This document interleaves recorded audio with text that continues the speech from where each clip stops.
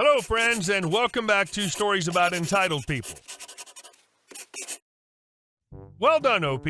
Your action was shocking enough to silence and pacify a Karen enough for her to be led peacefully out of a potentially explosive situation. That's worthy of a slow clap. But before we begin, best way to support our channel is to leave comments, like, and subscribe with the turned-on bell so you don't miss the new video every single day. Here we go. Dumped Whine on my aunt to get her out of a wedding. I have an extremely dramatic, selfish, and bitchy family. Imagine 20 Karens each with handfuls of expired coupons all complaining to the same manager who's too nice to tell them to F off. That's my mother with her 10 siblings and their 10 spouses.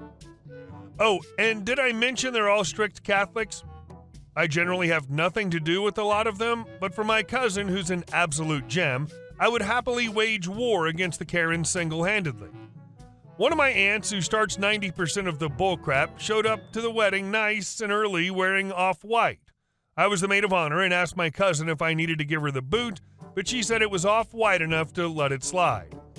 She did beg me to do everything I could to prevent any outbursts or drama, though, so I was on high alert. At the reception, I literally just followed my aunt around putting out fires. I talked to her multiple times, asking her to stop starting crap, in nicer words, but she kept deflecting and laughing it off. It came to a head, though, when she managed to get to my cousin's best friend, who was there with his boyfriend.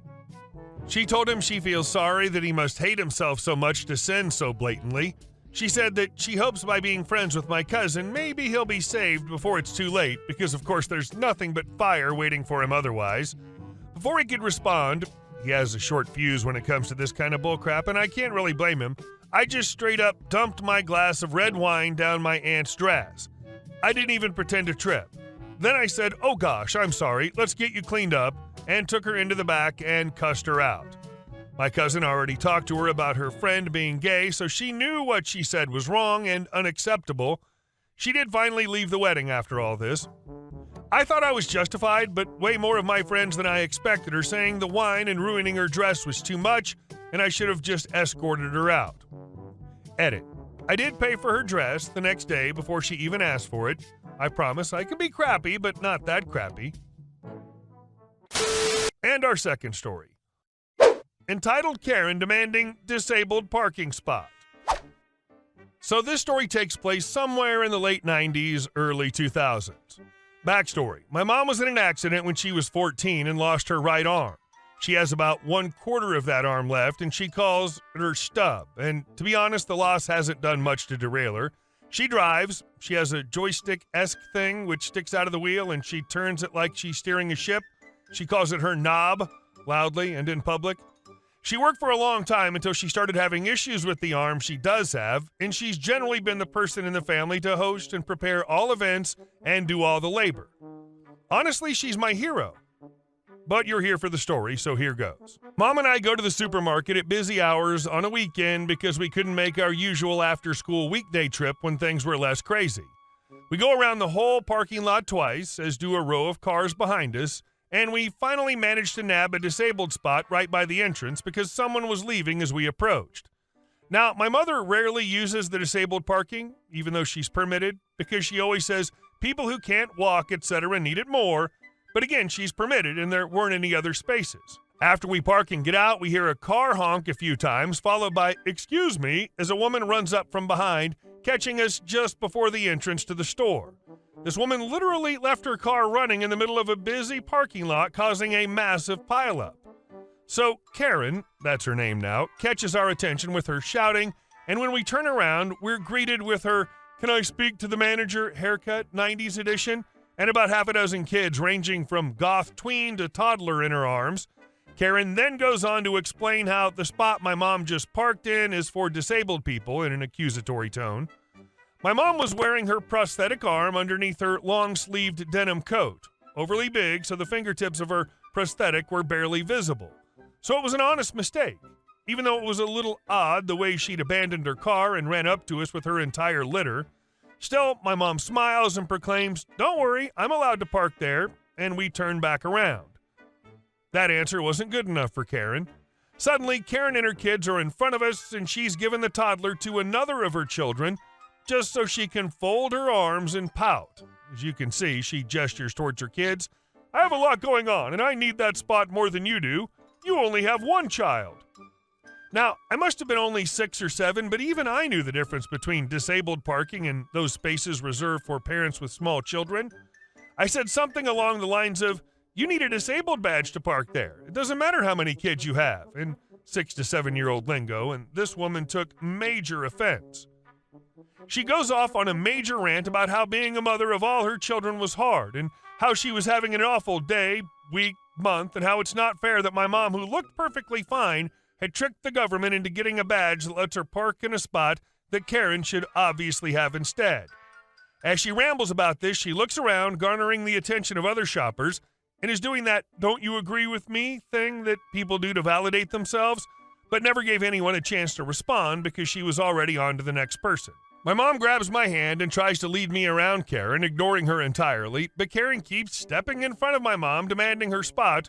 She's getting increasingly annoyed and loud. I remember asking my mom several times if I'd done something wrong, because my response seemed to have triggered this rant, but she kept reassuring me it was fine and that I should just ignore her, which annoyed Karen even more. This goes on for about 5 minutes. A very long 5 minutes, before my mom finally snaps, "I have one arm," silencing Karen mid-sentence. I used to wonder why she didn't just tell Karen the specifics earlier, but as I've grown up, I've come to realize that it wasn't anyone else's business, and I can see why my mom wouldn't want to take her jacket off, which is kind of a chore for her, and pop the prosthetic just to prove something. So we begin to walk around Karen again, but barely make it 5 feet when we hear her go, "Bullcrap." What happens next is seared into my brain. Karen storms up to my mother and tries to undress her, the denim jacket, and is just shaking and calling my mother a liar, and my mother goes into full fight-to-the-death mode because physical altercations are obviously more intense and scary for her. She starts scratching, flailing, kicking, and even tries landing a headbutt on Karen. And as she does this, one of Karen's children attempt to jump in and help their mom, which leads to me jumping in to help mine. And suddenly I'm brawling with her kids. This couldn't have lasted longer than 30 seconds, but it was enough time for people to stop and gather, but not enough for anyone to react or put a stop to it. I can't imagine what it must have looked like, 2 women in their 30s fighting as their children do the same by them. But it all came to a stop when, somehow, Karen manages to yank my mom's denim jacket from her, and off pops her prosthetic with it, crashing to the ground and resulting in a universal gasp that shook the entire parking lot. Okay, exaggeration, but it was definitely a moment. All that's left on my mom's arm at this point is the suction pad and sharp nail-like hook that slots onto the prosthetic. It looks like a blade sticking out of her stub, and without missing a beat, my mom raises it to Karen and in a sarcastic tone goes, "Come on, then." I wish I was old enough at the time to realize how hilarious that was. A woman from the crowd that gathered around us stormed into our little fight circle and picked my mom's arm up and handed it to her before going off on Karen, who looked smaller than 7-year-old me at that point. People start shouting to "get security," etc., and Karen rallies her spawn and they all run for her car. I still remember her kids yelling for her not to leave them because only her oldest child could keep up with her running away as the rest trailed behind. My mom was visibly shaken by the incident, but wanted to save face for me in the crowd that was suddenly hounding us. She insists she's fine, doesn't want the police, doesn't want the fuss, and we go about our shop. When we got to the checkout about 20 or 30 minutes later, a few of the people that had witnessed the whole thing had gathered and insisted they pay for my mom's shop, which she reluctantly accepted. Then they helped us take all the shopping out to the car, and when we get home, my mom tells me she doesn't want me getting into any fights ever again. Then she lets me have way too many donuts. P.S. To clarify, my mom absolutely cannot stand having her one arm restrained in any way. Grabbing her wrist or hand is a huge no-go. It freaks her out, and all logic goes out the window. Please don't think too poorly of her getting quick to anger or violence in this situation, because she honestly is the most level-headed and sweetest person in any other circumstance. And our next story. I had swindled my cousins out of their inheritance. Years ago, our grandfather passed. In his will, he left our family's traditional homestead to me and my cousins. This homestead has over 100 acres and is about 90 minutes from a very large city. We all had equal shares of the homestead, so my cousins wanted to sell it and take the cash. I didn't. The homestead has sentimental value to me and, to be honest, is quite beautiful. There's a large pond on it that's fed by a spring and several forest patches randomly throughout the land. I spent some of my best years and some of my most precious memories were made on this land. The best part was that the land was given an agricultural tax designation, so the yearly property tax was very low. I also wanted to keep it because I thought it would increase in value due to its location. Back then, several out-of-state companies were talking about moving to our state.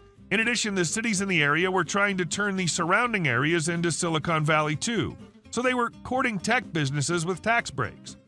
I thought the land was going to be in a prime location if any of that comes to pass. I want to make it clear that none of the businesses moved to our city at point, and they didn't even say they were moving to our state. In fact, our state was one of many on their lists. I didn't have any inside information, and everything I knew was based on the public news available to everyone. I didn't bring it up to the cousins during our talks. To make a long story short, I bought out their shares at market value, everything was done legally, and everyone was happy at the time. I held on to the homestead through good times and bad times. I held on to it through many offers from many developers. After about a decade, companies started to move to our state and many to the areas where I predicted they would. My land's value has soared, and developers call me daily, with some even visiting in person weekly. While I plan to keep the bulk of the land and am living in the house my great-grandfather built, I recently sold 2 acres for 100 times the price I paid my cousins for the entire land. When they found out, crap hit the fan. The family exploded, and they're screaming, "I cheated them out of their inheritance." I pointed out it took a decade for anything to happen, so it was the very definition of a gamble, and I just happened to come out on top. They argue that I should have told them that this could have happened, and I argued I made my decision on publicly available information. Many in the family want me to update their shares, but I refuse. I view it as a business gamble I won. Edit. I'm going to clarify some things. At the time, I was the youngest of the cousins. I was a senior in college while the others were between their mid-20s to late 30s. At the time, I was pursuing my finance degree. Some of the cousins didn't attend college while others had degrees. Our grandfather had kids and he left them money, other properties, and stakes in his business. He left the grandkids the homestead because we all spent our summers there riding horses, fishing, camping, etc. Had I refused to sell, they wouldn't have been able to sell. However, it never got to that point. When they told me they wanted to sell, I asked for a week to think about it. When the week was up, I came back and told them I would buy their shares. We got the property appraised, and we all agreed on the appraised price. I sold everything I had, including my car. I borrowed the rest from my parents. They loan me the money without interest so long as I keep the house. That wasn't a problem since I love that place. And I sincerely hope he's learned something from this and will be nicer to people just doing their jobs in the future. Hey guys, thank you all for watching the video. I'll see you in the next one.